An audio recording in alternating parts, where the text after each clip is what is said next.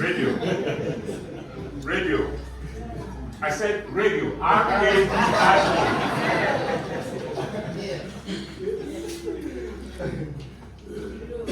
Through a pastor. The person who preached to you was a pastor. Come on. You are putting us to shame. Pastor. Does it include becoming a pastor later? No. The person who preached to you is a pastor.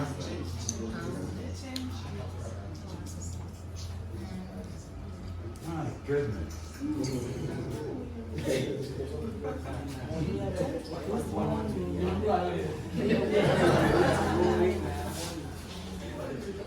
The person who brought you to Christ was a friend. A friend.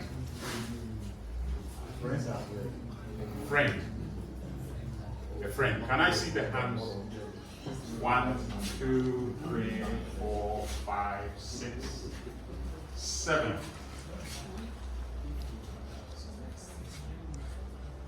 A relative.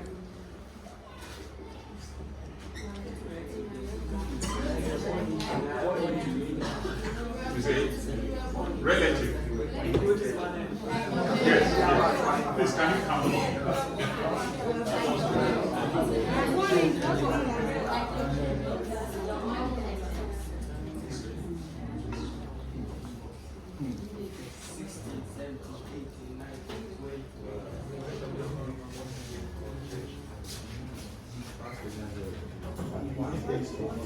A teacher. But the relative, can we be specific a letter? Is it a parent? Really? No, relative. Can be a cousin, can be a brother, can be a sister, anyone. Include the parents. Then include the parents. Yes. Yes. So it's all part of that. Yes. And then say a teacher. A teacher brought you to Christ.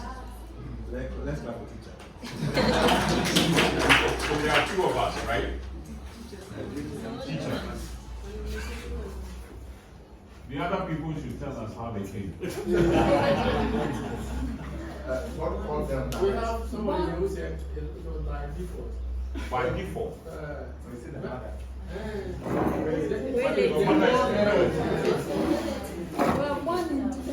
You were one again. So if I haven't mentioned a category, and that is where you fit in, can you raise your hand? These people are not my friends, that they are not relatives. They were just preaching. And I met them. They are not pastors.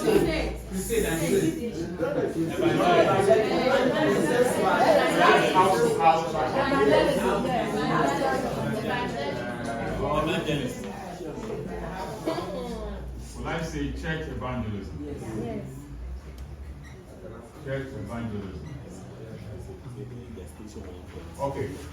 How many are in that? Can we see the hands? 1, 2, 3. So, yeah. Film show, church film show. You can put it.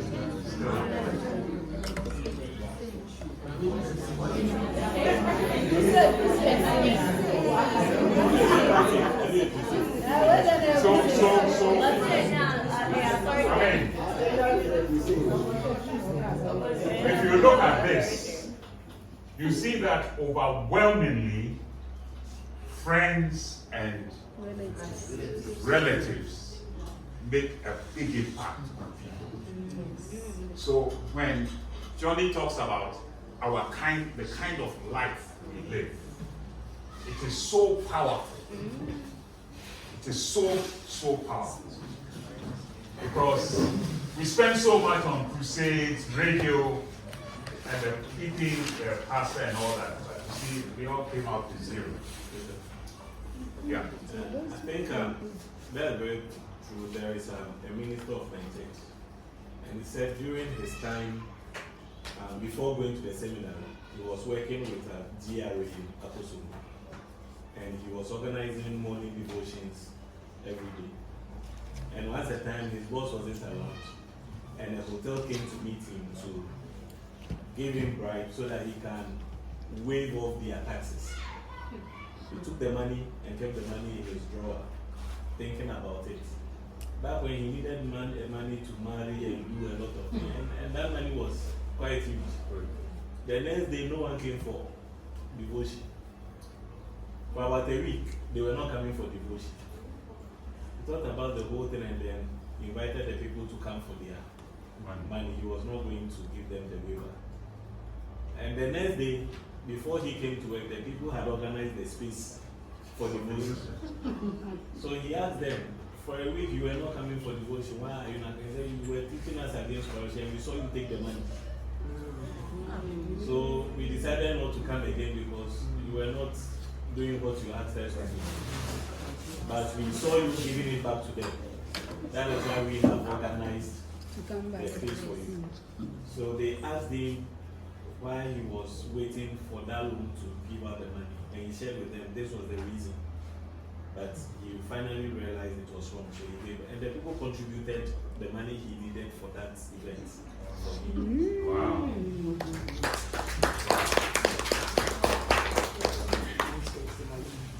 So I guess with what we've done, we don't need any more. We don't need any other argument. What the lives we live are so very impactful. It can be positive, it can be negative. So many of us may be preaching to people and we are not making any impact upon them because they see that we are living two kinds of lives for them. We live a certain life because we want to convince them. But in reality, they see what we do when we are not thinking of convincing them. And they've decided that they don't want the two-sided life. All right.